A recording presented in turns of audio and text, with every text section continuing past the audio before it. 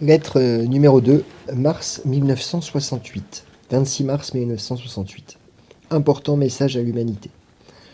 Abrupts, des hommes qui nous ont suivis de leur plein gré et que nous suivons de notre plein gré ont reçu la clé permettant de comprendre les événements qui menacent l'homme sur la Terre actuellement.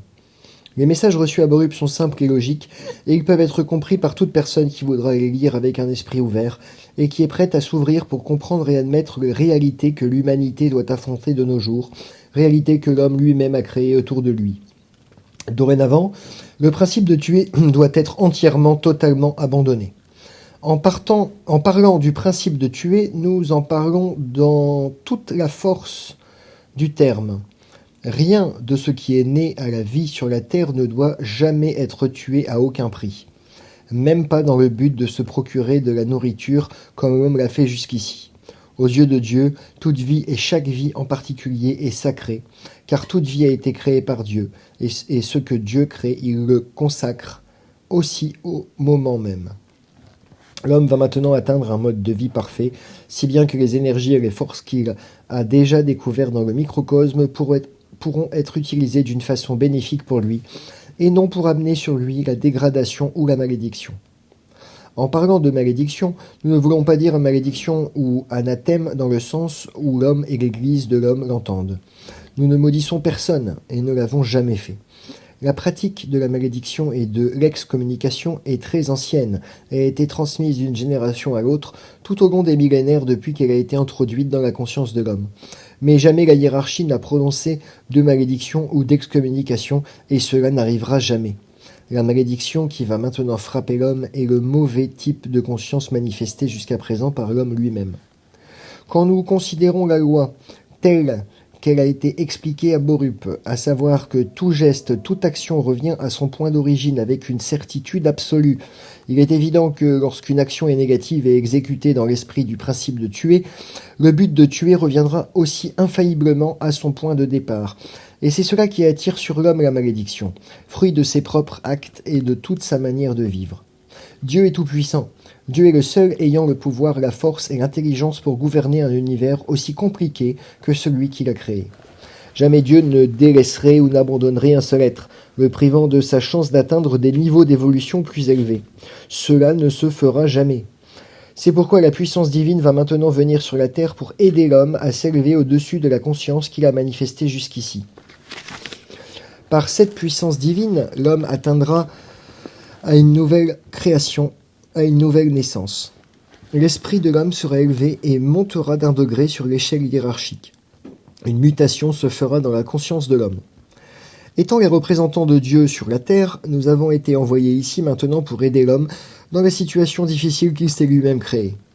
Depuis des milliers d'années, nous l'avons annoncé aux hommes et vous pouvez le lire dans vos Écritures saintes. Le Nouveau Testament vous dit clairement que cela arrivera. Nous apporterons avec nous une force et une énergie que l'homme ne connaît pas. Cette énergie servira à aider l'homme afin qu'une grande partie de l'humanité survive aux événements qu'elle aura à affronter. Il est peut-être difficile pour l'homme de comprendre qu'en réalité l'univers est rempli de vie. Et pourtant, ce n'est pas une idée nouvelle. L'homme le sait depuis des millénaires. On le savait en Chine, on le savait en Inde, en Palestine et dans d'autres pays nordiques. Depuis des siècles, des récits sur les fils et les filles de Dieu circulent. Et cependant, on n'a jamais compris de quel genre de fils et filles de Dieu il s'agissait. Tous sont les enfants de Dieu, vous aussi bien que nous. Nous viendrons à l'homme de la terre comme des frères, non pas comme des fils et filles de Dieu, dans le sens des termes que vous trouvez dans la Bible et dans les mythes anciens. Mais nous venons comme des êtres individuels, créés par Dieu, créés divinement, exactement comme l'homme. Donc nous sommes tous les enfants de Dieu, vous comme nous. L'opération de secours qui viendra sur la Terre établira son quartier général dans le centre de Sealand, Danemark. L'endroit a été soigneusement choisi. D'ici, mon activité et ma puissance s'étendront sur toute la Terre de telle façon que rien ne sera laissé au hasard. Nous ne pouvons pas intervenir, mais nous pouvons aider tout individu qui s'aide lui-même en tournant son esprit vers Dieu. La reconnaissance du concept de Dieu au plus profond du cœur et de l'esprit d'un homme est suffisante pour assurer l'aide qui mènera à une mutation spirituelle. Il n'y aura pas de discrimination entre les races ou les nations. Elles appartiennent toutes à Dieu. C'est pourquoi, à nos yeux, il n'y a pas de différence et aucune discrimination ne sera faite au cours de cette opération. L'île de Sealand a été consacrée par nous et en ce moment, notre puissance a déjà été étendue à sa partie centrale. Tant de soucoupes volantes y ont déjà été envoyées pour mettre à la terre leur champ de force que nous pourrons établir très rapidement. Le champ de force qui doit nous protéger, nous et ceux qui nous aident dans ce travail. Ceci se fait conformément à la volonté de Dieu. C'est mon travail de le faire en son nom. L'homme est responsable de lui-même devant Dieu. Aucun homme ne peut être tenu responsable d'un autre. Donc moi non plus. Je ne puis être responsable pour un homme en tant que tel. Mais je serai tenu pour responsable de ceux à qui nous allons maintenant donner une mutation par la volonté de Dieu, pouvant ainsi user de la grâce de Dieu, de la volonté de Dieu et de la puissance divine pour donner cette mutation à l'homme. Nous serons aussi tenus pour responsables de nos actes. C'est pourquoi l'homme à son tour sera responsable devant nous. C'est de cette façon que tout est étroitement lié et suit des cercles. Cela a été depuis le commencement des temps et il en sera toujours ainsi. La seconde venue du Christ sera un tournant pour la conscience de l'homme. La conscience christique sera étendue à la terre de telle façon que les enseignements et l'esprit du Christ pourront être réellement vécus sur la terre. C'est le principe de l'amour infini, de l'amour sans limite, qui régnera en maître, et les hommes vivront ensemble comme de vrais frères et sœurs, et il n'y aura plus jamais de tuerie. De temps à autre, parmi l'humanité, certains groupes et certains peuples ont souffert de tribulations. L'événement qui est sur le point de se produire sera une tribulation qui frappera tous les peuples de la terre en même temps. Mais de même que lorsque dans le passé des peuples furent frappés par des tribulations, un secours leur vint pour les délivrer. Un secours spirituel manifesté par l'intermédiaire d'un homme ayant un contact divin et par là l'inspiration divine pour aider ses semblables. De même, je vais venir pour secourir tous les peuples de la terre et les délivrer de leurs épreuves et de leurs souffrances. J'ai démontré le principe de l'amour sur la terre. J'ai pris la croix sur moi et je suis allé à la torture et aux railleries sans aucune haine ni amertume. J'ai demandé le pardon pour ceux qui me poursuivaient et me torturaient.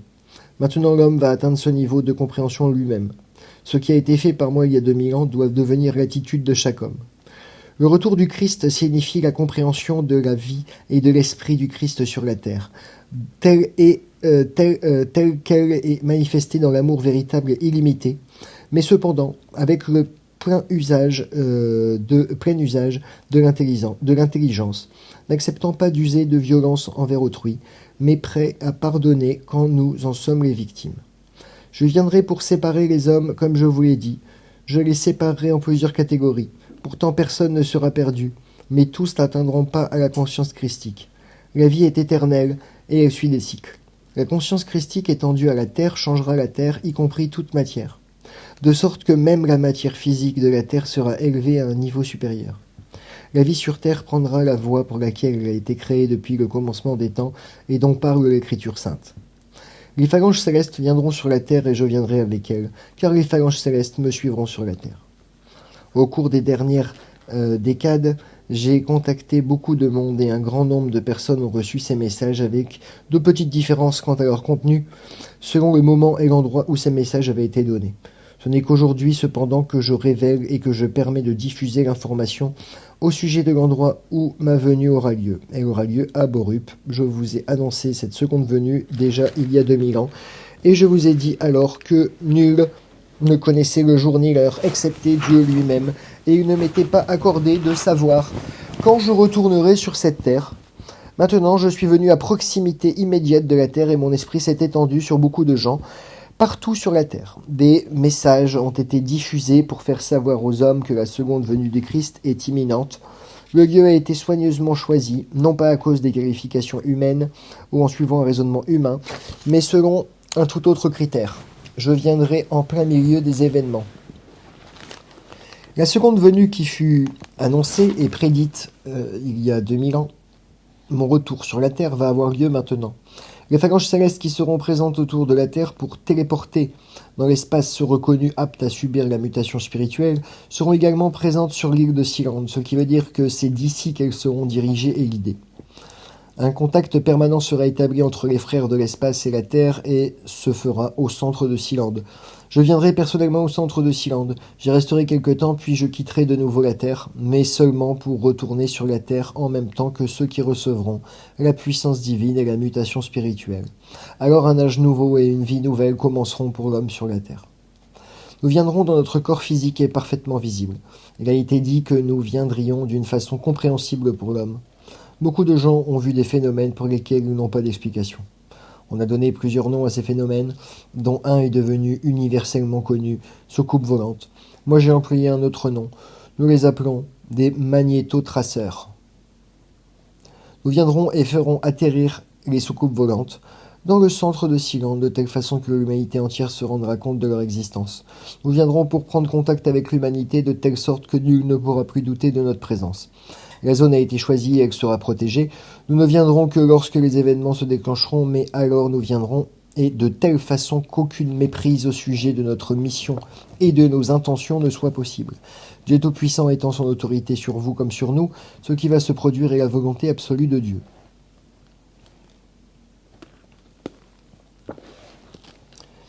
Lettre numéro 3.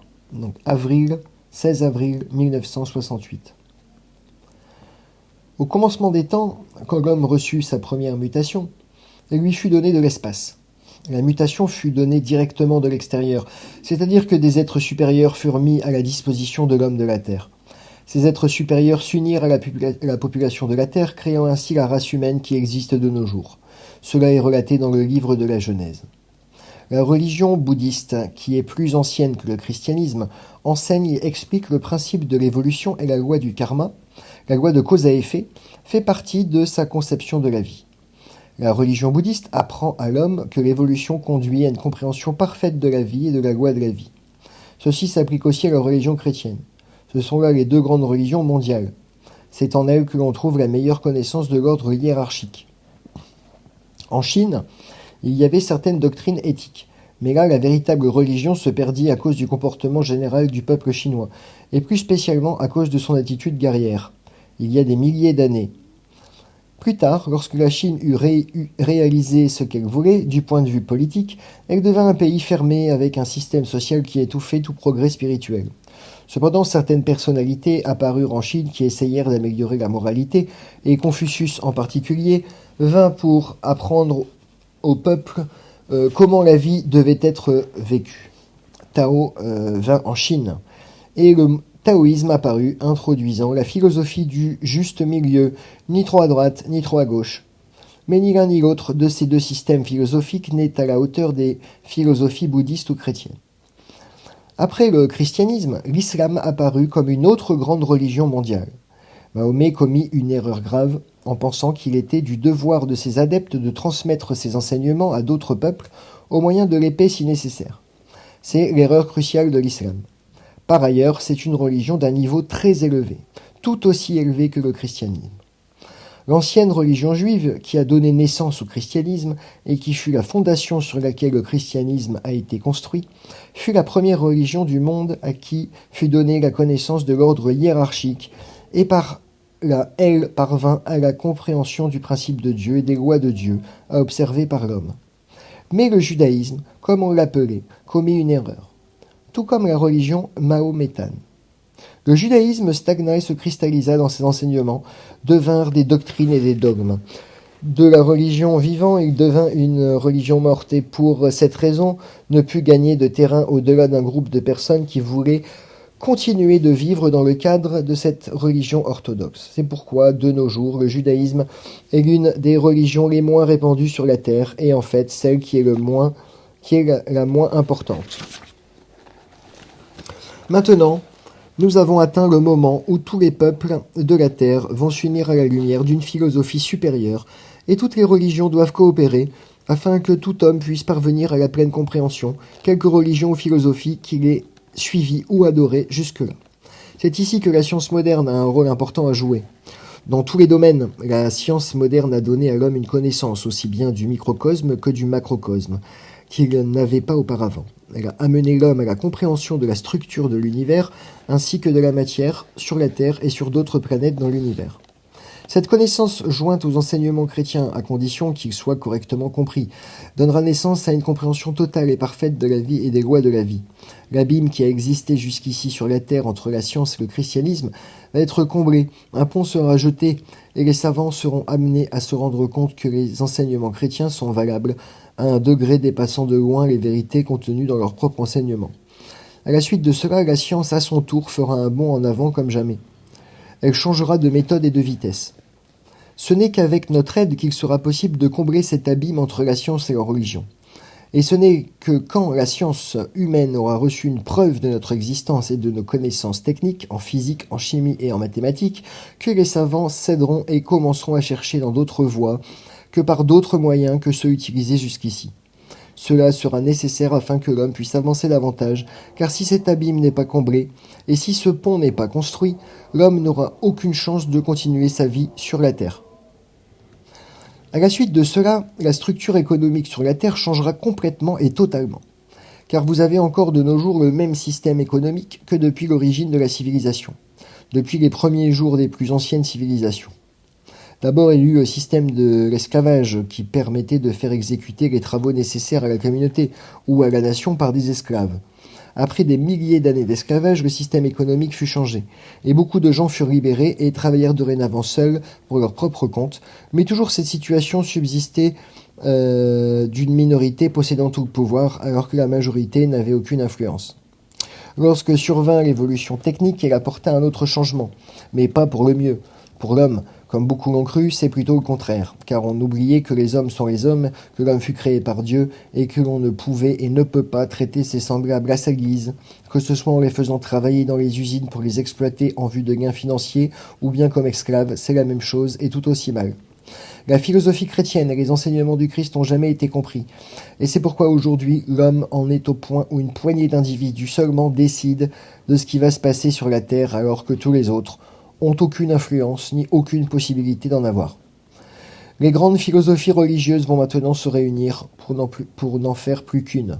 De ce fait, la structure économique changera et cela à son tour fera qu'une entière liberté sera donnée aux hommes. Chaque individu sera considéré comme un homme et non pas comme un esclave en aucune façon, puisque la situation économique d'aujourd'hui veut que la Terre soit divisée en plusieurs sphères d'intérêt et de pouvoir. Des luttes vont s'engager pour tenter de maintenir ces sphères et ses intérêts. Une guerre sur la Terre aujourd'hui signifierait l'extermination de toute vie sur ce globe. On voudrait aller jusqu'au bout de cette lutte pour le pouvoir, car on y est engagé, à l'intérieur comme à l'extérieur, et il sera impossible d'arrêter ce mouvement qui a été mis en marche. C'est au moment où les choses en seront là que nous viendrons de l'espace vers l'homme sur la Terre. L'instant de notre venue est arrivé et nous nous adressons à tous les peuples de la terre afin qu'ils s'unissent en une seule et véritable philosophie religieuse. Nous viendrons à nouveau sur la terre comme nous l'avons fait dans les jours passés quand les fils de Dieu vinrent vers les filles des hommes. Nous viendrons comme autrefois et une fois de plus, nous donnerons une mutation spirituelle à l'homme. Nous pouvons la donner par des moyens purement chimiques. Jadis, nous nous sommes servis des gènes et des chromosomes d'une manière naturelle pour l'homme. Aujourd'hui, au moyen de la chimie organique, nous allons donner à l'homme une mutation ayant pour effet de changer, non pas son corps physique, mais la structure de son cerveau.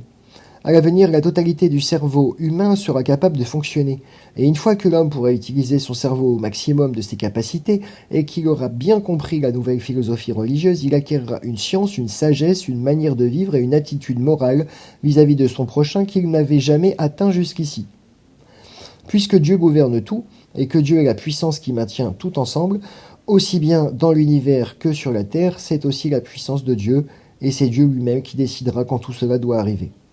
Beaucoup se demanderont qui a ce lien avec Dieu. Vous qui venez de l'espace, avez-vous un lien plus étroit avec Dieu que nous? Ma réponse doit être un non catégorique. Nous n'avons pas un lien plus étroit, mais nous avons une plus grande compréhension. Et à cause de cette plus grande compréhension, nous avons aussi un meilleur contact avec la puissance de Dieu.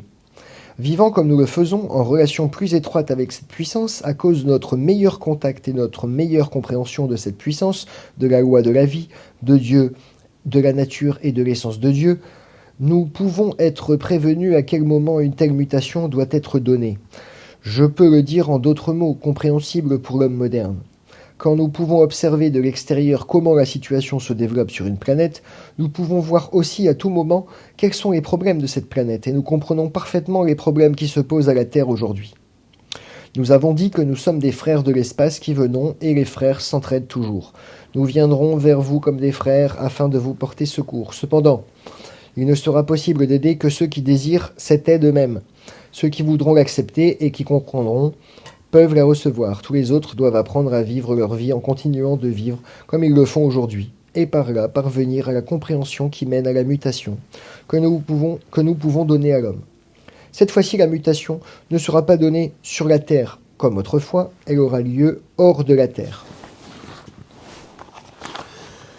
Une partie de l'humanité sera enlevée hors de la terre afin d'obtenir cette mutation, et ensuite retournera sur la terre, sur une terre que nous aurons changée d'une manière avantageuse pour l'homme. Nous viendrons avec amour et il faudra nous accueillir avec confiance. Nous viendrons vers toutes les religions de la terre et vers toutes les conceptions de la vie. Nous viendrons vers tous les êtres vivants, animaux aussi bien qu'humains. Dans le futur, l'évolution sur la Terre se fera plus rapidement. Plus une conscience est élevée, mieux elle comprend et plus vite se fera l'évolution. Lorsque l'homme sera libéré, il pourra avoir un mode de vie qui lui donnera le temps de travailler sur lui-même et au-dedans de lui-même. Cela le rendra aussi capable de manipuler la matière physique et de s'en servir d'un tout autre et bien meilleur que jusqu'ici. Cela veut dire que dans 1000 ans, l'homme pourra parvenir à une forme de vie entièrement différente de celle d'aujourd'hui.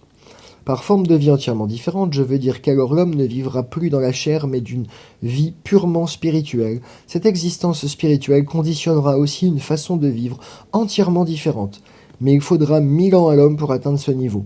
Par conséquent, le processus d'évolution dans lequel l'homme va entrer maintenant se déroulera environ 60 fois plus vite que jusqu'à nos jours. Lettre numéro 4, le 7 mai 1968. Lorsque Abraham quitta Ur, il avait eu une vision. À cause de cette vision, il quitta la tribu à laquelle il appartenait à Ur et alla vers le nord en suivant le fleuve Euphrate jusqu'à ce qu'il rencontra les Hittites. Abraham s'établit parmi eux. Cependant, il ne se joignit pas aux tribus des Hittites mais vécut seul. C'est là qu'il reçut une inspiration spirituelle. En ce temps-là, la contrée avait un tout autre aspect qu'aujourd'hui. Elle était bien plus fertile et il y avait beaucoup plus de forêts que de nos jours. Abraham était scandalisé par la vie qu'on menait sur terre.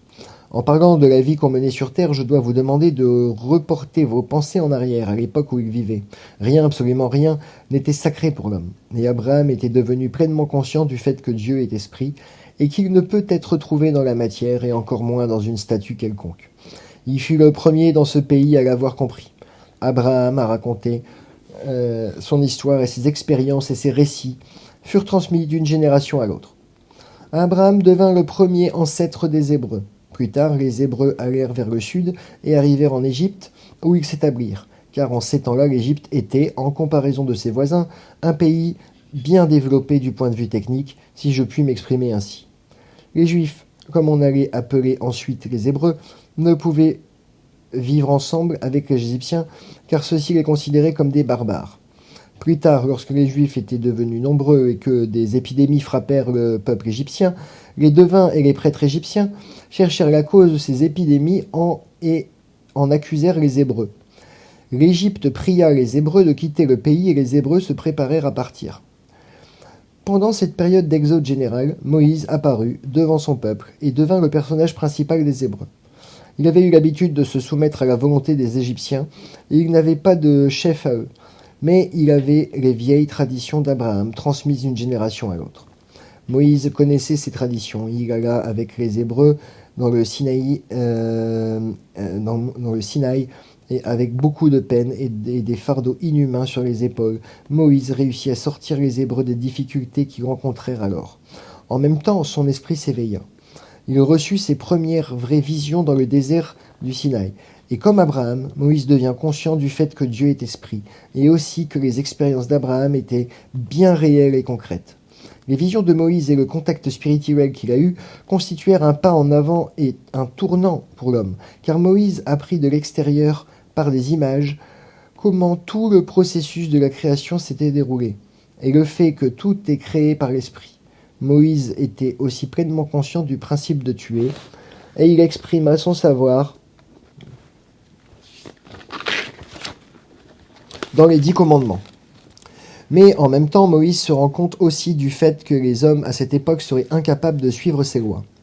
C'est pourquoi il formula aussi des lois humaines pratiques pour les Hébreux selon lesquelles ils pourraient vivre comme un début. Il fut seul capable de commander la tribu par le travail et la force de son esprit, et de leur faire comprendre qu'ils ne devaient pas se sacrifier les uns les autres, ni sacrifier leurs enfants, ni élever des enfants en leur inculquant l'idée d'un sacrifice volontaire sur les autels pour des dieux qui n'existent pas et qui n'étaient que la création de l'imagination des hommes. Puisque Moïse devait apprendre aux Juifs d'abandonner le principe du sacrifice, il finit par s'opposer aux membres de sa tribu dans une lutte violente pour le pouvoir. Cette lutte pour le pouvoir eut les conséquences les plus néfastes, car, pour se défendre contre la force employée contre lui, Moïse fut lui-même contraint à user de la force. Moïse était étroitement lié avec ceux de sa tribu qui le suivaient, mais il vivait séparé de la tribu. Après des luttes très dures et en employant les moyens les plus rudes, Moïse réussit à faire abandonner aux Hébreux les sacrifices humains pour les sacrifices d'animaux. Pour un certain temps, il n'avait pas le choix.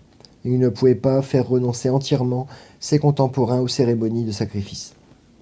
La compréhension de Moïse des lois cosmiques était parfaite, et c'est pourquoi l'image a été donnée à l'humanité que parce que Moïse s'est laissé aller à employer la force. Il ne devait pas voir la terre promise. Quand Moïse parlait aux membres de sa tribu de la terre promise, il croyait qu'il s'agissait de la bande de terre appelée aujourd'hui Israël. Mais ce n'était pas cela. La terre promise pour tous les hommes, de tous les temps jusqu'à ce jour, est le monde spirituel. La vraie compréhension du cycle de la vie et une vision claire et complète de ce cycle et de l'existence palpable de Dieu en tant que puissance. Moïse n'y eut pas droit. Après la mort de Moïse, ses plus proches disciples avaient partagé ses enseignements et sa sagesse, ne pouvaient pas tenir les Hébreux en main. Ceux-ci revinrent à la coutume des sacrifices humains. Moïse avait essayé d'éviter cela en tenant sa tribu à l'écart d'autres tribus de la région qui pratiquaient aussi le rite du sacrifice humain. Il n'y réussit point.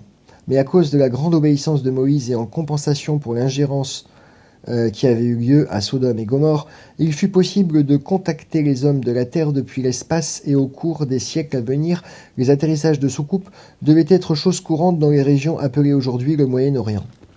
Les hommes à cette époque ne comprenaient pas de quoi il s'agissait. Personne ne pouvait se rendre compte de la nature de ces êtres qui apparaissaient et disparaissaient. Ils étaient incapables d'imaginer les évolutions d'êtres humains dans le ciel, et encore moins dans l'espace. L'homme constitua sa vie avilissante, une vie indigne des humains. Chaque fois que la rechute devenait trop sérieuse, chaque fois que la guerre ou les fléaux frappèrent la tribu, le nombre des humains sacrifiés sur les autels augmenta d'une façon effrayante, et chaque fois une aide fut envoyée de l'extérieur pour enjoindre le peuple d'abandonner ce principe et d'obéir aux lois de Moïse, en particulier à ses 10 commandements. Il a fallu 2000 ans pour que les habitants des régions que nous appelons de nos jours le Moyen-Orient abolissent entièrement le principe du sacrifice humain. Lorsque ces pratiques eurent complètement disparu de ces pays et qu'il n'y eut plus de sacrifice rituel d'êtres humains, l'étape suivante de l'éducation de l'homme put être abordée. Un esprit nouveau vint sur la terre, une nouvelle puissance descendit sur ce globe, une puissance que la terre n'avait jamais connue auparavant, afin de faire comprendre aux hommes qu'ils devaient faire un nouveau pas en avant et vivre dorénavant selon le principe de l'amour, qu'il fallait être bon et toujours servir les êtres vivants qui les entouraient. Je suis venu en personne pour enseigner à l'homme la façon de vivre et la loi de la vie qu'il doit suivre. Je l'ai dit en images et je l'ai montré par mes actes et j'ai fait la démonstration du principe de l'amour jusqu'à sa conclusion extrême et logique, là où Moïse avait renoncé et, devant la violence et le meurtre, avait usé lui-même de violence et de meurtre. Moi j'ai demandé le pardon pour ceux qui me suivaient, le principe de la violence et du meurtre. J'ai demandé le pardon pour ceux qui me torturaient et me mettaient à mort. C'est là ce que tout homme devrait pouvoir faire, et c'est pourquoi il a été dit que tout homme doit être capable de prendre sur soi la croix que j'ai dû porter lorsque je fis la démonstration du principe de l'amour. À l'occasion de ce qui suit, dans le Nouveau Testament, est appelé le sermon sur la montagne. J'ai tracé les grandes lignes de la loi. Tout homme peut prendre connaissance de ce sermon sur la montagne et ainsi comprendre le principe de la vie et la loi tout entière. Pendant 2000 ans, nous avons conservé ce message, ainsi que le récit de la démonstration de l'amour donné au Golgotha. Tout au long de ces 2000 années, il y a eu sur Terre des hommes qui avaient compris l'acte que j'ai démontré à l'homme en ces temps-là. Aujourd'hui, En suivant le principe de tuer, l'homme a atteint la perfection, car il a découvert les forces immenses que Dieu a créées dans le microcosme et le macrocosme, et il les utilise dans le sens négatif. Mais en même temps, une grande partie de l'humanité a compris que le principe de tuer doit être aboli et remplacé par autre chose, par quelque chose de plus élevé, par une morale, et qu'un changement de mentalité est nécessaire sur la Terre afin que l'homme puisse progresser davantage. C'est parce que cette compréhension se répand de plus en plus et que tant d'individus l'ont déjà atteinte que nous pouvons revenir sur la Terre et l'aider à nouveau à ce tournant critique de l'histoire de l'humanité. Et comme je l'ai enseigné dans l'école à Borup, comme je l'ai dit à ce groupe ici, et comme il a été écrit dans les messages émanant de Borup et d'autres centres, cette fois-ci, nous viendrons sous une forme pleinement physique et en plus grand nombre que jamais auparavant. Depuis Moïse jusqu'au Christ, pendant ces 2000 ans, peu à peu, une compréhension s'est faite dans l'humanité. Depuis le Christ jusqu'à ce jour, cette compréhension a grandi lentement et l'homme d'aujourd'hui est conscient, plus ou moins profondément, du principe et des enseignements du Christ. Au cours des 4000 ans, depuis Moïse jusqu'à ce jour, aucune mutation n'a eu lieu. Pour la première fois dans l'histoire de l'homme sur cette terre, il va être donné une vraie mutation à l'homme, une mutation qui le rendra capable de comprendre Dieu et le cosmos. Et c'est pourquoi le bouleversement et la révolution spirituelle, qui sont sur le point de se produire, seront d'une importance et d'une portée bien plus grande que les événements qui eurent lieu au temps de Moïse ou du Christ, même en additionnant les deux.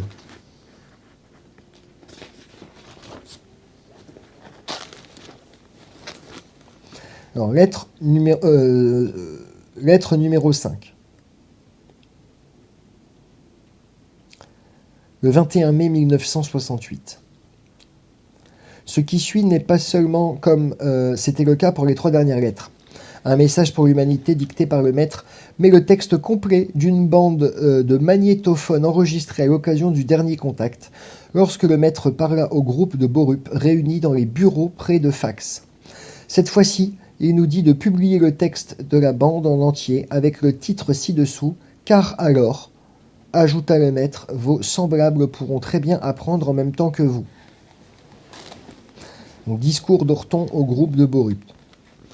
Je vous ai dit, il y a longtemps, que votre compréhension devait être absolue et parfaite, et je vous ai donné un enseignement qui vous garantira une compréhension absolue et parfaite, à toute occasion, pourvu que vous suiviez fidèlement ce que je vous ai appris. Je vous ai dit que l'enseignement que vous avez reçu est unique dans le monde entier, et si je le compare à celui donné il y a 2000 ans, je peux dire que la compréhension que vous avez maintenant, comparée à celle que l'humanité a atteinte par ma vie sur Terre et mes actes il y a 2000 ans, est tout à fait différente.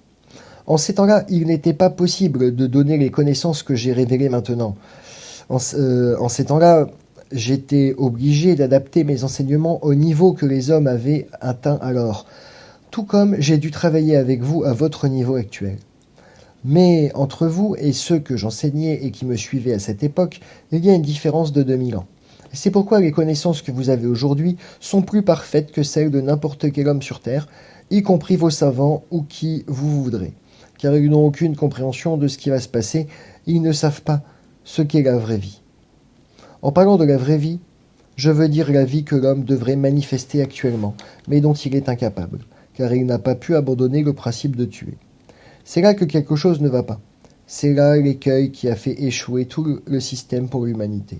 C'est ce que je vous ai expliqué, et c'est ce que vous devez savoir. Et dans votre esprit, vous devez en arriver au point où jamais, jamais plus, vous ne laisserez troubler, jamais vous ne devez vous laisser affecter par des événements extérieurs.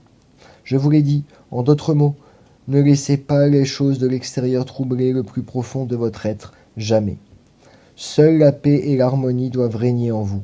Et à la réunion de mercredi dernier, il vous a été dit que le temps approchait, et je ne puis que le confirmer et ajouter. Il est vrai que pour l'homme sur la terre, l'heure est très très proche. Il reste peu de jours avant qu'il n'arrive, comme vous pouvez le lire dans le livre saint, que les hommes soient enlevés de la terre. Maintes et maintes fois j'ai cité ce livre. La Bible est sainte dans ce sens qu'elle donne une description psychologique exacte de la façon dont l'homme vit, se comporte et agit. Et si vous aviez saisi ce fait, vous comprendrez quelles valeurs sont contenues dans ce livre. Il est dit, sans phare, que vaut l'esprit de l'homme et comment les hommes se comportent les uns vis-à-vis des autres. Et il est dit, sans phare également, quelles seront les conséquences de cette façon de vivre. Tout au long des âges, l'homme a été averti que s'il suit tel ou tel principe, telle ou telle chose arrivera, alors que s'il prend telle ou telle voie, telles seront les conséquences. Je vous ai dit que c'est la loi du karma, la loi de la vie, qui crée les différentes situations pour l'humanité, et c'est l'homme qui crée ces situations dans son propre esprit, et c'est pour cela qu'elles se présentent. Quand je vous ai parlé, ici, la dernière fois, je vous ai annoncé un atterrissage de soucoupe volante et je vous ai dit qu'il était imminent. À la suite du contact qui vous sera donné de l'espace, vous serez changé totalement.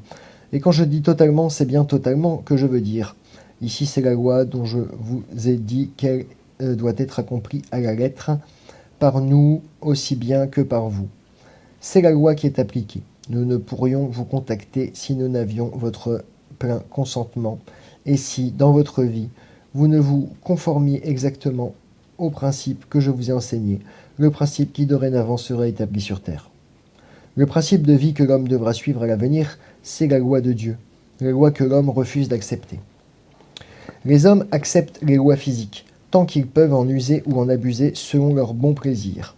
Mais la loi spirituelle, ils l'ont complètement oubliée et négligée. Et c'est cette loi-là qui est la plus importante. Quand ils la reconnaîtront, ils pourront rapidement ajouter à leur savoir le mécanisme de l'univers tout entier, et c'est alors que les sciences feront un grand bond en avant. Mais ce bond avant des sciences est d'importance secondaire comparé à la mutation spirituelle qui doit avoir lieu. Notre désir est maintenant que lorsque vous parlez aux gens et lorsque vous méditez sur ces choses, jamais en aucune circonstance, vous ne vous sentiez obligé de défendre, de justifier ou d'interpréter ces messages. Ce n'est pas votre travail, mais vous pouvez les transmettre avec assurance. La vérité et la loi, la puissance de Dieu et la nature de Dieu m'attachent ici sur terre, n'ont nullement besoin d'être justifiés ou expliqués, cela est inutile.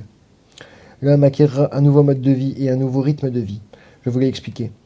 Vous-même, vous avez deviné que les vibrations sur terre avaient été changées depuis Noël. Et cela est vrai, puisque la puissance de Dieu et la nature même de Dieu sont aussi une sorte de vibration. Il est logique que les vibrations ne puissent être changées que si la puissance de Dieu vient sur la terre. Sinon, ce n'est pas possible. Je représente Dieu sur la terre et par ma présence ici les vibrations ont été changées et élevées. Cela aura pour effet de rendre les gens négatifs encore plus négatifs et les positifs manifesteront un changement d'attitude. Il en résultera une lutte pour le pouvoir, une lutte où la violence sera employée. Mais en même temps, il y aura une confrontation spirituelle entre des forces opposées, une lutte spirituelle s'élèvera. Et parce que la différence entre un combat physique violent et une lutte spirituelle pour le pouvoir est plus grande que celle entre le feu et l'eau, le résultat sera que ceux qui nous suivent et qui participent à cette lutte spirituelle en s'appuyant sur nos enseignements ne seront plus acceptés par leurs semblables, pas plus que le feu ne peut accepter l'eau. Quand un homme médite ces choses dans son cœur, s'y applique et arrive à la compréhension des enseignements que j'ai donnés à l'humanité ici au Danemark, à Borup, par les écrits émanant de Borup, et qu'il est compris dans le plus profond de son âme, alors immédiatement, il deviendra un combattant dans cette lutte spirituelle, car les pensées sont vivantes et elles agissent au dehors. Des pensées positives et une manière de vivre positive dans cette situation, c'est tout ce que nous demandons à un homme. Son entourage en sera influencé, l'humanité tout entière en sera influencée. C'est nous qui ferons le reste. Aujourd'hui, partout, sur la Terre, l'homme a atteint un point où il ne peut pas aller plus loin. Partout, les systèmes économiques s'écroulent. Par des arrêtés sévères, par des pressions économiques et des systèmes monétaires, les dirigeants essayent de maintenir leur autorité sur leurs semblables. Et cela est vrai aussi bien pour l'Orient que pour l'Occident. C'est pourquoi les systèmes économiques qu'on trouve sur Terre aujourd'hui sont étroitement liés au principe de tuer. Et parce que le principe de tuer doit maintenant être abandonné, parce que ce principe a atteint la perfection, le système économique aussi changera totalement. Chacun arrivera mentalement à la conviction que tout homme est un individu absolument libre, sur qui nul n'a de droit d'aucune sorte et qui doit pouvoir vivre sa vie dans une liberté absolue, parce que la vie de l'homme lui a été donnée absolument libre, comme à tous sur cette terre. Quand tous auront atteint cette attitude dans leur pensée, de toute leur âme, alors le système monétaire disparaîtra.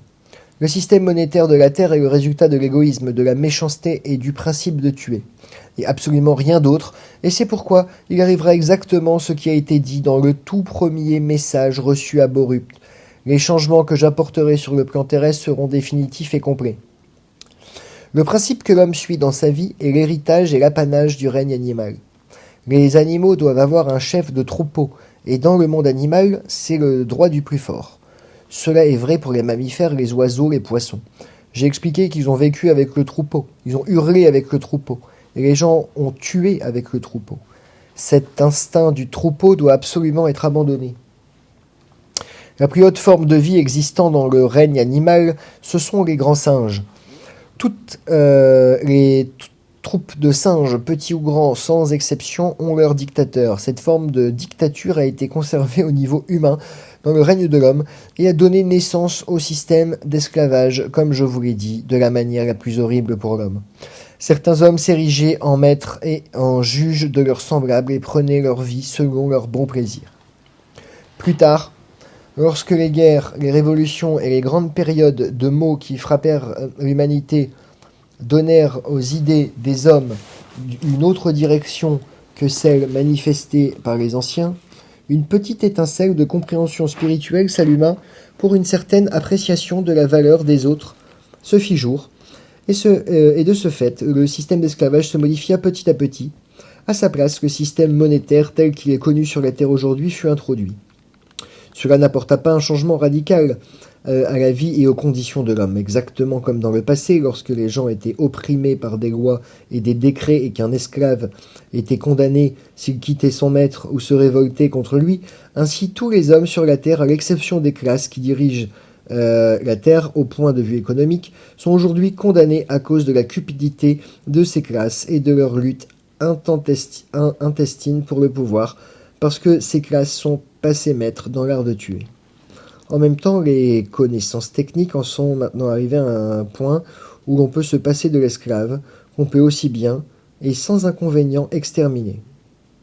Voilà l'attitude qu'ont les hommes les uns envers les autres sur la planète que vous habitez et dans l'esprit que vous manifestez. Les avertissements n'ont pas manqué et la Première Guerre mondiale de ce siècle apporta le premier grand avertissement à l'humanité. À ce moment-là, l'homme commença à douter que les guerres futures seraient impossibles.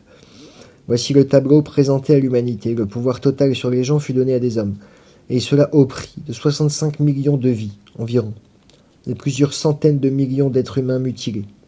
Mais cela non plus n'était pas assez. Et pourtant, il avait été dit à l'homme, « Faites demi-tour pendant qu'il est encore temps ». Message de Fatima en 1917. Mais comme je l'ai dit, l'homme ira jusqu'au bout, jusqu'au point où il aura brûlé tous ses vaisseaux, avant d'écouter et de changer radicalement ses façons d'agir. Faire abandonner à l'homme le principe de tuer est beaucoup plus difficile que de le faire renoncer au principe du sacrifice et au système de l'esclavage. C'est l'homme lui-même qui a créé la situation dans laquelle il se trouve. C'est notre tâche à nous d'empêcher cette terre, création de Dieu, d'être détruite. Et nous l'empêcherons. Dieu soit avec vous tous et avec toute vie. Lorsque je vins sur la terre il y a 2000 ans, on venait d'abandonner le principe du sacrifice dans les pays où je naquis. Ailleurs, les sacrifices étaient encore pratiqués sur une grande échelle. Ce fut la tâche de Moïse, et c'était grâce à lui que la pratique du sacrifice fut supprimée en Palestine parmi les Juifs.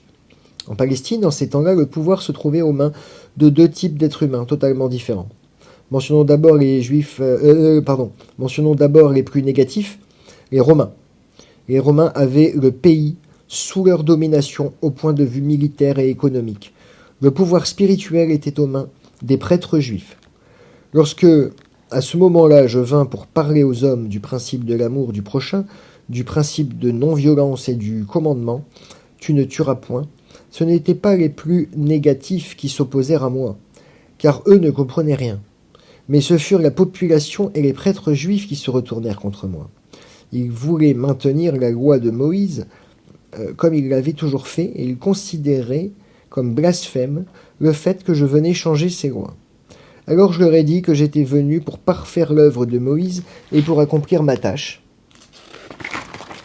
J'ai dû aller jusque-là, jusqu'à la conséquence extrême du principe de non-violence et de la défense de tuer, et j'ai dû les laisser me traiter comme ils l'ont voulu, sans à aucun moment abandonner ma tâche ou abaisser ma compréhension, mais en élevant mon esprit vers Dieu pour donner ainsi à l'humanité, par cette démonstration, le salut dont ma démonstration était la promesse, afin que l'homme puisse s'élever au niveau où il se trouve maintenant. Et si les hommes m'avaient compris correctement, s'ils n'avaient pas délibérément mal interprété tout ce que j'ai fait, tout ce qui va maintenant arriver à l'humanité n'eût pas été nécessaire et ma seconde venue eût été inutile. La compréhension que j'ai alors apportée à l'homme constituait ce que vous appelleriez une révolution spirituelle. Cette fois-ci, je donne à nouveau un message à la Terre, un message qui révolutionnera la pensée humaine, et ma seconde venue amènera une nouvelle révolution dans la vie et le comportement de l'homme. J'ai promis que je reviendrai pour séparer les brebis des boucs. On était incapable à cette époque de comprendre de quelle façon cela se ferait.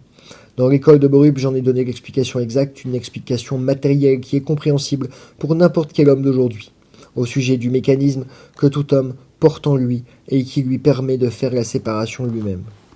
J'ai enseigné que nous viendrons vers l'humanité avec amour et avec l'Esprit de Dieu, parce que nous obéissons à la loi de Dieu et que jamais, à aucun moment, nous ne dévions des principes de Dieu et du plan de Dieu pour la vie. Nous n'interviendrons en aucune circonstance, mais nous apporterons notre aide là où elle est nécessaire et à ceux qui en ont besoin.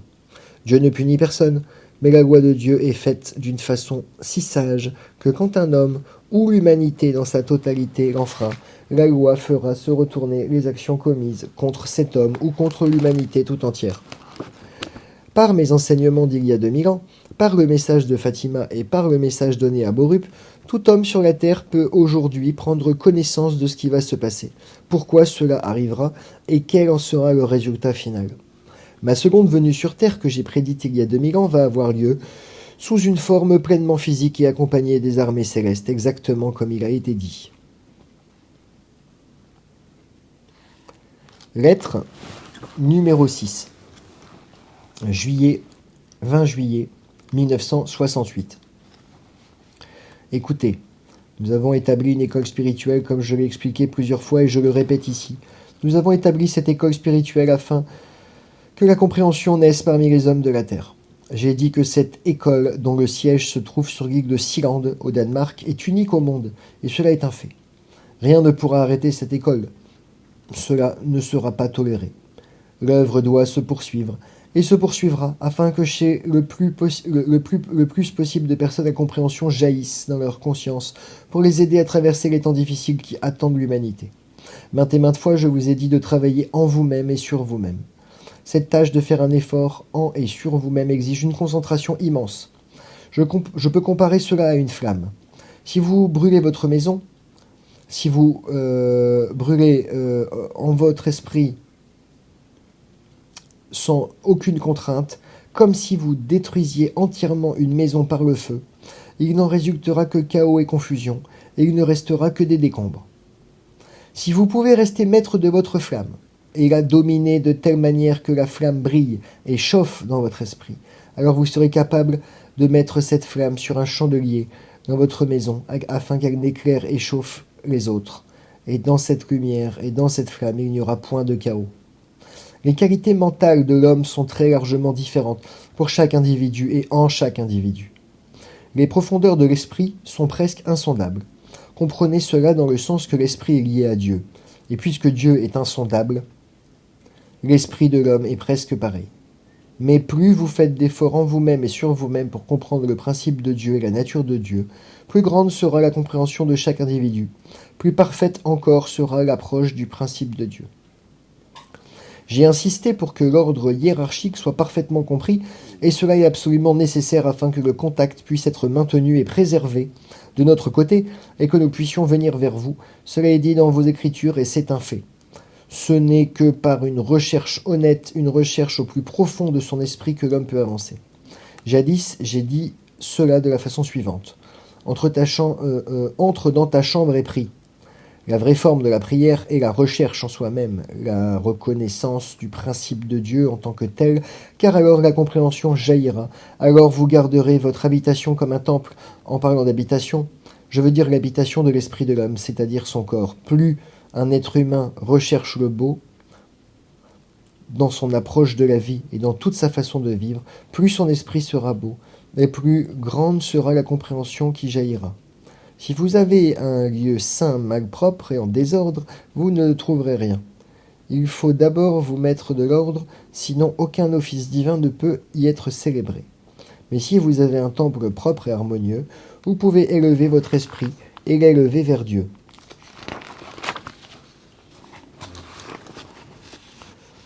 Il est absolument nécessaire que ceux qui veulent collaborer avec nous, pour aider leurs prochains, comprennent bien ces principes. Car si quelqu'un qui veut aider les autres ne possède pas lui-même la paix et l'harmonie, il ne pourra pas exprimer la paix et l'harmonie envers ses semblables, dans la situation où l'humanité se trouvera bientôt. Il est nécessaire aussi pour le contact cosmique que cette paix et cette harmonie de l'esprit existent. La sagesse ne pourra s'établir sur un tas d'immondices. Écoutez bien. J'ai promis que bientôt les soucoupes volantes contacteraient la Terre et qu'elles se mettraient en rapport avec des personnes ici au Danemark. Cette promesse tient toujours. Pour nous, il n'y a pas de différence, que nous contactions l'un ou l'autre, mais il y a une différence en ce qui concerne l'esprit de celui qui vient vers nous, vers qui nous venons. C'est pourquoi, si de votre part vous désirez un contact physique, il faudra que votre conscience se rapproche le plus possible de la conscience qui a créé les soucoupes volantes. J'ai expliqué que l'homme va monter d'un degré sur l'échelle hiérarchique. Si nous venons d'un plan plus élevé que celui de la Terre, avec une conscience supérieure d'un échelon à celle de la Terre, il est nécessaire au moins de se rencontrer à mi-chemin. Si un individu ne donne pas l'expression absolue au moyen de laquelle il peut susciter en lui-même les vibrations qui peuvent rendre possible un contact avec les soucoupes volantes et avec les êtres spirituels qui les occupent, aucun contact ne sera établi, c'est impossible. Mais ne vous méprenez pas. J'ai expliqué qu'1 milliard de personnes seront enlevées de la Terre et emportées dans les vaisseaux spatiaux. Mais maintenant, j'ai expliqué que c'est un don de la grâce. Si vous voulez nous suivre de notre plein gré et si depuis la Terre vous voulez volontairement participer à notre travail, alors il faut vous-même être prêt à chercher le bon chemin. Jadis, j'ai conseillé aux hommes de ne pas s'inquiéter du vêtement qu'ils portaient et j'ai usé d'une parabole disant « Dieu ne revêt-il pas les lys des champs, ne vous vêtira-t-il pas à plus forte raison, gens de peu de foi ?» Voilà ce que je disais alors. Cela est toujours valable. Car l'esprit qui crée tout, c'est ce que j'ai expliqué. Nos messages, tels que nous les avons donnés ici en Sealand et à Borup, ont un effet double. C'est un message pour l'humanité dans son ensemble, un message pour tous les peuples de la Terre. Mais en même temps, c'est une école psychologique pour ceux qui ont participé à cette œuvre afin qu'une élévation de la qualité de l'esprit humain devienne possible. Cette élévation de la qualité de l'esprit n'est possible que si chaque individu travaille sur lui-même. Ce ne sont pas les circonstances physiques qui sont décisives, mais les conditions intérieures. Nous prendrons certainement soin des circonstances physiques, et l'esprit de l'homme prendra soin des circonstances physiques dans un sens négatif. Mais c'est un enseignement qui doit être complété dans les vaisseaux spatiaux, car pour l'homme, dans son état de conscience présent, il est indispensable d'exprimer ce qui est nécessaire pour un tel enseignement. J'ai dit que la pensée est vivante et qu'elle donne une impulsion électrique, une impulsion électromagnétique qui peut être mesurée. Pour qu'un contact puisse être établi, il faut être sur la même longueur d'onde. Vous connaissez cela par la radio et la télévision. Si vous voulez obtenir une certaine image, vous devez vous brancher sur une certaine chaîne. Si vous désirez un certain programme, il faut chercher la fréquence correspondante. Il est absolument nécessaire pour chaque être humain de travailler sur lui-même avec son propre récepteur et de trouver la fréquence qui représente le contact avec les soucoupes volantes. Notez bien, quand je parle de contact avec les soucoupes volantes, il ne faut pas vous méprendre. Ici encore, c'est l'ordre hiérarchique qui se manifeste. Si 3 ou 4 personnes, même 2 ou 1 dans ce pays remplissaient les conditions pour un contact, nous serions là immédiatement. Car nous sommes vos serviteurs et nous serions heureux de venir, mais nous ne pouvons pas enfreindre la loi et l'ordre hiérarchique. Il a été dit dans vos messages et cela a été répandu dans le monde entier qu'il en est ainsi. Nous l'avons expliqué. Ici et ailleurs, Dieu est toujours à la disposition de l'homme, et parce que Dieu est toujours un serviteur, nous aussi, nous sommes des serviteurs. De même, l'homme doit, dans le plus profond de son âme, reconnaître honnêtement et sans égoïsme le principe du serviteur. Toujours aider, toujours élever et améliorer. Voici le chemin. Commencez par vous élever et vous transformer vous-même. Commencez par apprendre vous-même, ensuite vous pourrez enseigner les autres. Dans ce travail, retenez bien ceci. L'homme doit chercher à s'élever. C'est à nous de tenter de trouver ceux qui cherchent à s'élever dans un esprit honnête et pur, qui sont prêts à se sacrifier dans ce combat, dans cette recherche. Un combat qui, s'il doit être mené jusqu'à sa conclusion finale, est un combat de chaque instant, de jour comme de nuit. Chaque impulsion émise par un individu est immédiatement enregistrée. Cependant, nous ne pouvons venir avant que l'impulsion soit parfaite. Mais nous sommes toujours à votre disposition et vous êtes toujours les bienvenus chez nous, comme nous savons que nous sommes toujours les bienvenus chez vous. Mais en toutes circonstances, la loi de Dieu, l'ordre hiérarchique doit être respecté. C'est pourquoi il est indispensable de comprendre la loi de Dieu et l'ordre hiérarchique. Vous pouvez trouver cette compréhension dans l'école de Borup par vos efforts en vous-même et sur vous-même. Les événements s'abattront sur l'humanité, je l'ai déjà expliqué. Ils viendront avec une soudaineté qui stupéfiera tout le monde. Ne vous méprenez pas, notre aide à l'humanité aura lieu en toutes circonstances. Il y a des milliers et des milliers de personnes sur Terre qui sont engagées dans cette œuvre, et des milliers qui sont dans la bonne voie, sur la bonne piste, et qui sont à l'écoute, et qui cherchent devant leur récepteur. Si un seul d'entre eux obtient le contact, nous sommes satisfaits. Et beaucoup de gens ont un contact aujourd'hui, donc les humains n'ont pas besoin de s'inquiéter. Nous pouvons venir à tout moment et n'importe où, dans cette situation où l'homme s'est mis lui-même, mais si le contact doit être établi avant que le principe de la grâce de Dieu soit appliqué, alors l'homme doit faire l'effort en lui-même. Écoutez-moi, je vous ai parlé d'une école spirituelle que j'ai donnée ici et ailleurs sur la terre. J'ai dit et répété que nous ne travaillons pas seulement avec les gens d'ici. Notre travail est à l'échelle du globe. Une fois, je me suis exprimé d'une façon en disant que l'homme verra notre plan physique agir sur un plan spirituel, et j'ai dit aussi que notre plan spirituel agissait sur un plan physique. Il faut comprendre cela correctement. En vous guidant spirituellement, nous devons respecter la loi. Nous recherchons le libre arbitre de l'homme. En parlant de libre arbitre, je veux dire la libre volonté de l'homme d'accepter cette école et de travailler avec elle afin d'arriver au degré de compréhension que nous désirons que l'homme atteigne.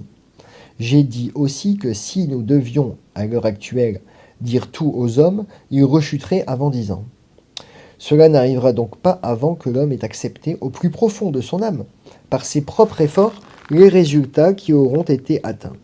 Ce que l'on obtient facilement, on le perd aussi facilement. C'est pourquoi le fait qu'avant d'être accepté, il faut être arrivé au point où on aura brûlé ses vaisseaux, s'applique à l'humanité tout entière. Mais si nous pouvons faire en sorte que quelqu'un puisse y arriver sans ce genre de feu, nous sommes prêts à aider ceux qui voudront chercher eux-mêmes.